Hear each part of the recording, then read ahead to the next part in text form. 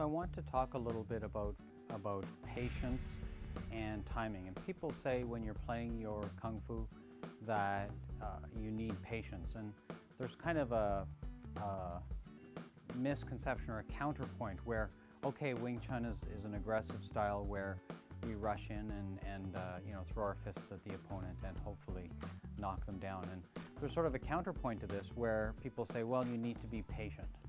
And I want to talk a little bit about that type of patience in the context of conserving energy so that you can understand sort of a little bit about how those things fit together and what's their relationship. Now, I'm going to explain this within using as an example the Chi Sao drill, but what we learn in the Chi Sao drill is true all the way through to the end of the curriculum, all the way through to actual fight training or our fight simulator, as we've sort of humorously named it.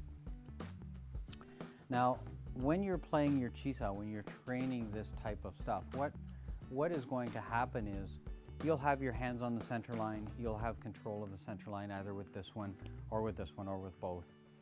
And your partner is going to try, they're going to make a move, they're going to try to force you to make a mistake or come off the center line so that they can attack.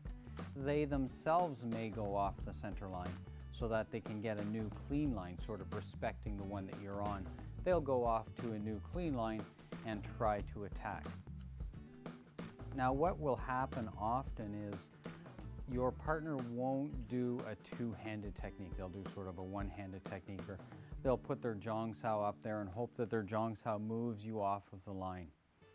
What's actually happening here is they're putting something up on the line, they're causing a little bit of influence.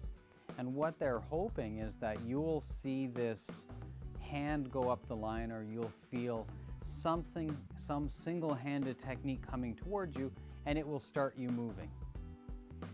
This single-handed technique that comes up the line, it will likely meet but not have enough authority to completely take the line.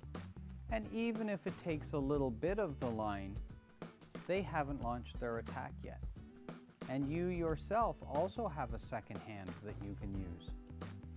So when they throw this first attack, if you want to call it an attack, when they first put their hand on the line, you may be motivated to jump right in and use both of your hands to combat that single-handed technique.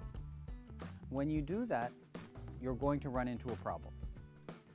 Because when you put both of your hands up onto their one, you've now given them two hands to one. You've now moved essentially when you didn't have to move.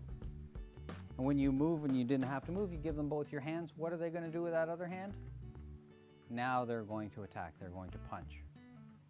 So what I'm going to suggest is when they give you that hand, when they put their hand up on the line, you are in contact with their hand, they're in contact with your hand, there's some sticking going on.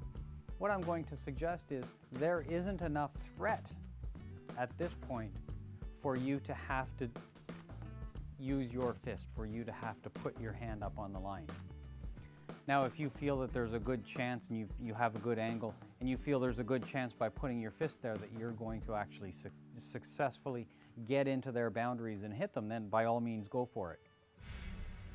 But when first contact is made, I want you to make an assessment first. I'm talking about this little period of time where you both meet, and if you immediately react, if you're too early, it's kind of like I've said in the past, it's kind of like when the soccer goalie has to take a guess and they decide to go in this direction and they haven't waited long enough, they're not patient enough, and the kicker kicks the ball into that side of the net.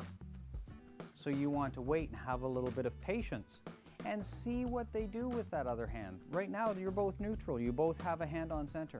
There's no need for you to be going all crazy and getting in a panic state and throwing that other hand at them.